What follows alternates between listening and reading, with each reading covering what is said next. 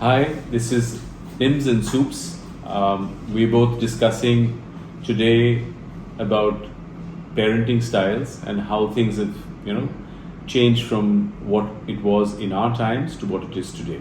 So, It has changed dramatically because when I look back at when I was a child, my parents would never really, if I'm to think about discipline specifically, I was never asked what is right, what is wrong. I was always told. And nowadays, as a parent, you cannot tell your child anything. You have to hear the voice of your child. It has to be a more collaborative kind of decision on every level. In the earlier days, it was very top down and you just had to accept it one way or the other. And I think that was my personal experience growing up. What about for you, Sup? How was it? well, actually, the period is such that I'm having I'm going back in time. It was very different, that's for sure, 100%. And I think choices that we give our children today, and we have just one daughter, but the way we choose to bring her up is her opinion really, really matters. In our times, I don't remember that at all. There was just, you were told to do things and you quietly obeyed and got on with it. I think the parenting styles between my parents were very, very different. From my father's standpoint, it was pretty much get this done, or there'll be consequences. With my mother, it wasn't the case. She was like, I want you to do this, go on and do it. But there was always firm. So I don't think there was ever space for interpretation and discussions. That wasn't the case. And that in today's time has really, really drastically changed. And I think it's also evolving, further, and with the whole, woke generation that we're kind of getting, everything is so sensitive and sensitized that anything that you say today, they are twitching their eyebrows. So That's true. In fact, a number of times when I discuss with my mother about my children, my two girls, and if there is something that happens and I'm, in a total state of confusion how to deal with it, my mother's first answer is, why do you have to discuss so much with the children? You are the parent, take the decision. And I struggle with this sentence because on one hand, yes, I feel as a parent there are decisions which should be made by me, which I will make them in a more wiser fashion. I do have the experience to see things more in a macro fashion, which the child does not have at this point in time. However, should her voice not be heard? That is the main conflict. And nowadays, for most parents, while we do listen to our child's voice and we do kind of collaborate together on most decision making, I feel that somewhere it has become too much. And we as parents, while we want to involve them in everything, I really think sometimes it's not necessary. True. I guess I agree in some of the spaces, but I disagree with a few. Involving them is really important. I think that's a good, space that we've gone to. Where I tend to differ is the fact that we are looking for approval while parenting. And I think that you were hinting there, and I'm not. I feel that is something that parenting does not have space for. Wait a second, you mean we are seeking approval from the children? While we're parenting, while you're stating a few things and you're looking at the expression, how deep is it hitting? Is it hurting them, or are they sensitive to it, and therefore you're calibrating yourself constantly. I have a few points to state. I still do it as firmly as I need to. Sometimes it just gets rough, therefore, and we have a daughter, so she tends to, get far more, braised by the way I come across. But I feel that is something that I feel that if I don't do, the outside world is going to be far worse. And I did have a friend who actually told me, and we were just having a discussion, and he said, the world outside is far rougher. If you aren't going to tell them some things as hard truths, it's going to come much worse when they go out in the world.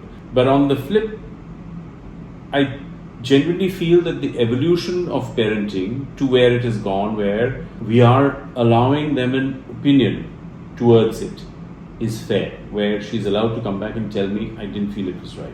Sure, I feel allowing them an opinion is fine. But how far you use and take that opinion, that is where your parenting comes in. In my household, we have constant debates on the gadgets. And we have put certain rules around them. And of course, as a teenager, I have a 14-year-old and a 10-year-old. Those rules are constantly being flouted, and in school whatever is being done is on the computers, but it's work. Today's day and age, to kind of execute it is tough, and even to get the phone out of my older one's hands at 8:30 p.m. is a struggle. Now, if we don't put certain rules around things, how do we inculcate a sense of discipline in these children today? Today, the number of distractions which are there, we did not have, I would say, even 50% of those distractions. You went to school, you came back home, you did some tuitions, you did some classes, and that were also academic related, or maybe art and like small, maybe some sport classes. But beyond that, you did not have too many distractions. Now, sitting to do your homework and you have the phone buzzing next to you, you are constantly looking here and there, your eyes, your mind is moving back and forth. Something which would take 1 hour is taking 2 hours. And self-discipline is something which I think as an adult, so many adults also struggle with it. I struggle with it. Even for example, to go to the gym, to make sure that I'm doing 5 days a week. So how can I expect a 10 or a 14-year-old to have that kind of self-discipline to keep the gadget away and focus? One has to bring about discipline while keeping their opinion in mind, but certain rules have to be laid down, and one has to be strict about them. What do you think? From your expression, you are completely not in agreement with me. I guess today is one of those days where there is a fair bit of disagreement. But in the sense, with gadgets, I feel I want to set up sometime, but I'm not very strict with it, because some days are more easier. It's like for me, the way I'm seeing a gadget is what books were in our generation, and then television, and then fair bit of entertainment, which was cinema, has now evolved into something which is a device. It's right in front of their eyes, and they're consuming a variety of stuff, whether it is content of fun, education, sometimes stories, and sometimes of kind of she's 11, so they are on the edge of voyeurism a little. Yes. So I am conscious of that fact. So therefore, I don't want to tame it down to an extent where I'm saying, and what wasn't told to me when we were young as well, was that this is my mother did use it once in a while, but fleetingly, saying, "Oh, idiot box, you're going to turn out Indian." No, it wasn't stated, but overdoing it, when we overdid it to an extent where we were constantly watching it, is when we were told. But now the devices are part of our being, and sometimes she's using it for her own art pieces. So she's watching somebody sketch, and she's using those techniques to do it herself. When she's doing that, we said, "Oh, that's very nice." When she's watching it supposedly for swimming, and she's saying, "Okay, my freestyle is not moving well, my breaststroke, my movement, my mobility," like, "Oh, very nice." But when she's watching some random guy who's cracking some hardened jokes at an age group which is more or less that 13 to 14, we have a take, oh, that's not so nice. But I feel that today it's about, well, it is roasting, and the generation is that. They're watching it all around. So do I tell her not to watch it? So I'm in a kind of a paradox. But it's a spiral, right? Nowadays, all content is so easily available. You can go from one reel to another, and God knows where that reel might even go. So therefore, I feel that it's even imperative, more important now, to kind of watch what these kids are seeing, because in the past I've had personal experiences when my older one was much younger. At that time, maybe about 9 or 10, I found her watching something which was completely inappropriate for her. Because it was just so easily available on YouTube. But if we give a complete free rein and access to everything that is out there on the internet, I think the content can really take the child's mind in what direction you don't even know. So as a parent, we are the ones who have to bring in that discipline for them, and they might not be happy about it. They 100% will not be happy about it. But that's what I feel. And it's very strange because you say, oh, learn from other people's experiences, I'm telling you this and stuff. And most of one's life experiences happen only through your own experiences. You can tell the children, learn from others, learn from me, but till the time उनको खुद डरना नहीं पड़ता, तब तक नहीं समझ आती है. That's right. No, I agree. So and we should just add the sound that is coming once in a while is because of our dog who's coughing once in a while. But so algorithms is another piece that I don't know. So here's my difference with it. I feel you need to watch them about what they're watching, but it's the responsibility of, I would say, the big units now to watch out for how the algorithm is going to treat somebody who's younger. And I think that's also something that needs to go with countries' laws and the way it's implemented. On the flip, if I look at the time that we were growing up, and prior to that, my mother, they would say that they were watching, people who were coming with, scrolls which would be opened out and said, "Abhi aapko hum kahani batate hain," and that's how. So that was television in their era, and they would be loitering around to see if there was a storyteller like that. Yeah. That came to our generation, and we still had that box which came through, and it threw up some stories. So we used to watch it, whether it was Chitrahar for music, or whether it was Sunday, Saturday evening stories, or Ramayana, Mahabharata, and all. Jo parosa jata tha wahi dekh lete. And then we used to absorb that. Later on, it came to soaps, where my mother was watching some of the stuff, and she didn't want us to watch because it was not the stuff that she would approve of us to know. Yeah. But it was fine for her, and we would still figure out a way of peeping in and still watching. And they weren't the nicest of stuff. It was very aggressive, regressive. Yeah. It was about mother-in-law forcing down the throat of her daughter-in-law, which is always the case. And India's just lapped that kind of content. Yes. And today, so when I watch myself and I think of my daughter when she's watching her kind of content, I don't really have a strong take, because I'm like, I need to allow her space as well. If it was done to us, it was actually didn't make much of a difference. Children are maturing way before their age purely because of the access to the content which has become so easy. Young girls are getting their periods at the ages of 8 and 9 and 10 nowadays because it's actually not physical, it's mental emotional growth. When you're maturing so fast because you have so much access, that is the reason why the body is also changing in that sort of way, because mind and body is related. My question is, Yeah. how do you control it? So at the moment, how I told you, I'm trying to put in some rules. That is the only way I feel.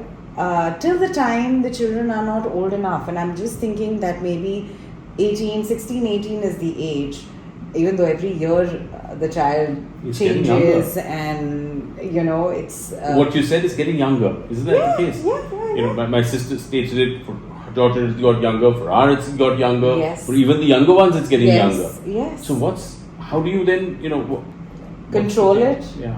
Personally, that we have to make sure that we're monitoring what the kids are doing. We're on the borderline of helicopter parenting. You can't breathe down the child's neck either. We are from the generation where our parents were not as involved, and consequently we feel, we should be more involved because our parents were not. They did not know as much about our lives, and their style of parenting was such that it was my way or the highway. So now we as parents need to be more involved and need to guide our children better than what our parents did. I agree, but I still disagree. But here's my thing. A dad to a daughter and a mother to her daughter is very different. Like Yes. Joe gets it very differently and Maya, responds very differently. With me, the response is completely different. If it was father to a son, which was my father to me, which was rough, but it could have been softer, that's a different relationship. And a father to a daughter is very different. Like a mother to a son is also very different. Like, my mom would get frustrated and some days beat the hell out of me, but it wouldn't hurt because the power wasn't there. When I was very young, maybe I remember some, but then, I didn't get hurt with my mother beating me black and blue also. I was okay. I was like, okay, this is going to happen, but it doesn't hurt, because you're roughened out because there was far more that you were getting. So it's a very different relationship. So now, how do you then? Now, if for a man like me I wouldn't feel right about myself. No. So then, how do you? I think there's got to be, of course, a lot more conversations about these issues with the children. They are smart. They understand to a large extent far more than what we understood. Have a kind of gentle conversational approach to issues where you can have a conversation around.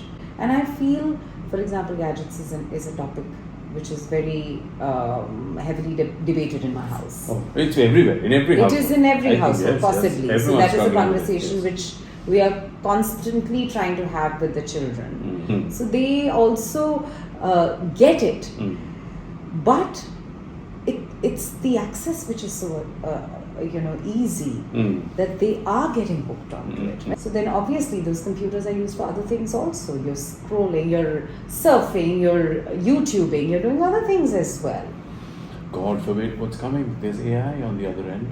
So Nims, we're going to differ even more then. Yeah.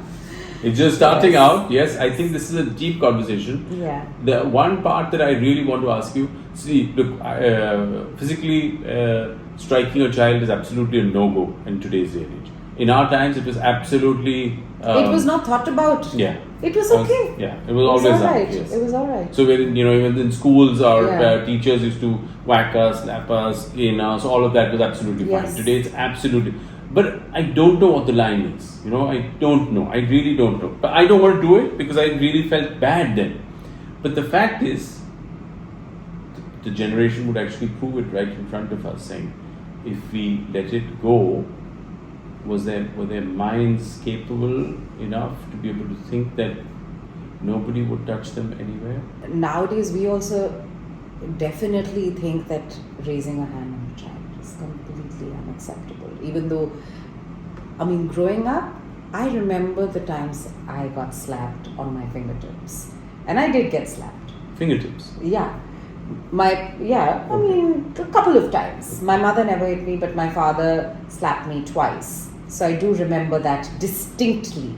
And that was, because it happened only twice, I remember the number and I remember the reasons and I remember the incident. Hitting a child, it scars them. It definitely scars them. Now at the age of 43, I still remember those two incidents. Wow. So you can imagine. Well, then I have to say that, there was different parenting styles. Therefore, we've turned out absolute chalk and cheese on this one. My sister will be listening to this. I don't know how many times I got beaten by my dad and how badly. and I don't know how many times I got whacked by my mom. But it was mostly discipline related, right? Was it trying to get you in line, to toe the line? Yeah, but then what is discipline worth if it's going to be so hard all the time? Kid is going to be a kid, and if there were going to be wild times, if you were monkeys around, you'll be running around, there will be forest, you can't, Yes. So if the times are different, we live in a household and we live in this civil society, and therefore you're going to get whacked so much, that I don't know. So therefore, my take on it is so different than yours. Therefore, I'm feeling that, maybe it has to go way, way, way back then. Yes. And therefore, we fall different distances from the tree. Yeah, it's the experiences that we bring to the table as parents. But I would say overall, we all struggle with more or less similar issues because nobody is born a parent. You become a parent, you then deal with how to be a parent. You think from the outside that it is simple and sweet, especially as a mother, when you see, oh my God, how beautiful a baby is. And when you actually are raising the child is when you understand what it means to be a parent. And I remember my mom telling me, and this like cliche line, जब तुम्हारे बच्चे होंगे तब तुम्हें पता चलेगा. And I tell her, I said, yeah, I feel you. अब पता चला. That's right. My mother would also say this. अब पता चल रहा है. She's no more, but अब जरूर पता चल रहा है. And it is tough. Yes. So I think there's much to be discussed on this one. This is one more interesting one. So thank you. I think it was nice discussing this. Let's see where this heads. Absolutely. Thanks. Thank you.